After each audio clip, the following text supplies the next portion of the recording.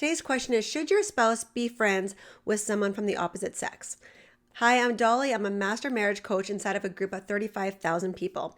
And today's question I'm going to answer with the politically correct answer, an answer including statistics and my own personal take. Now, the politically correct answer would be of course. Of course you can have friends of any sex. And I do agree with this to a point, because once you say that you can't be friends with somebody from the opposite sex, you're also saying that you don't have the ability, you don't have the strength, you don't have self-discipline to actually carry on a friendship with somebody from the opposite sex. I don't think anybody has the right to say that what you can and cannot do, nor should we assume that people are so weak that they are incapable of being friends with somebody from the opposite sex, especially when you've had a friendship from childhood that is, grown through the years and this person has become a loyal confidant to you. I'm not going to say that you can't, and nobody should be able to say that you can't. But here's a really interesting report. This report comes from Psychology Today, and it says that 53.5% of people who have had affairs or are in an affair are having the affair with a friend. 29.4% of people in an affair or who have had affairs have had it with a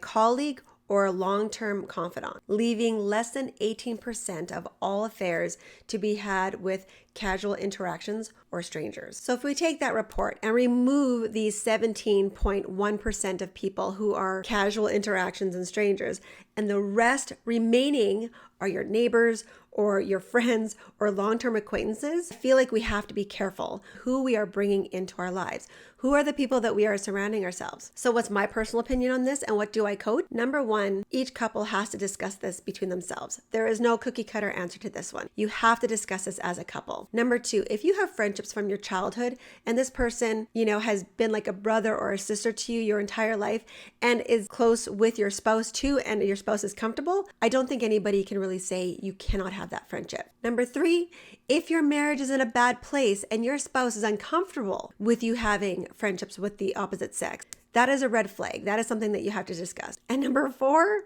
honestly, I'm always going to err on the side of caution. Always protect your relationship first. So if my husband does not feel comfortable with me being friends with somebody, whether they are female or male, I have to wonder, what is it? What is that red flag to him? What is bothering him about this friendship? And I will just note that there's also a British report that there's a 55% chance that your best friend, if you're a female, your best friend could cheat with your husband. So it's not just about choosing who your friends are pertaining to the opposite sex, but who are the friends that you're bringing into your life altogether. So ultimately, I always talk about number four, and that is choose your friends wisely.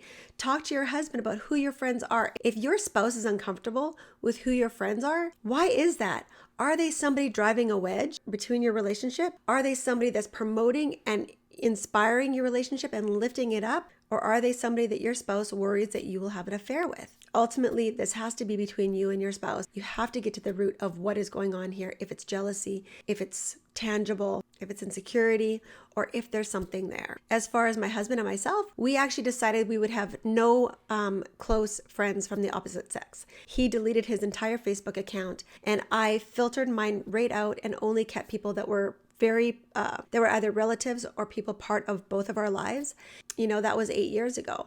It's only been recently that I've been opening up my Facebook a little bit more, and it is completely open to my husband. So for us, we will always err on the side of protecting our relationship and opening up everything to each other. And if for any reason my husband felt uncomfortable about anything, whether it's because he's insecure or whether it's because of jealousy or whatever it is, I don't even care. I would rather protect him and his heart and our relationship than go get a new friend. That's between us. You have to define what's right for you. If you're interested in learning more about building a strong foundation with your spouse and transforming your relationship, I encourage you to check out Speak Love or take our relationship quiz and see where your relationship's at.